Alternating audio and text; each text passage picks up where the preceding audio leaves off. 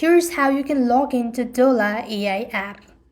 Hi everybody, welcome back to our channel. So to log in into your Dola AI app, first of all you need to install. So go to Play Store and type in Zola on the search bar and install the app. Once the application is completely installed, tap on the open button.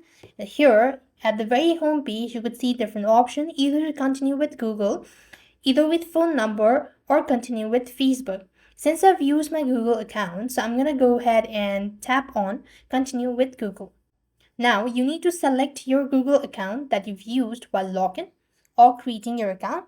And as you can see that I am successfully logged in. So this is the simple way you can log into your Dola AI app.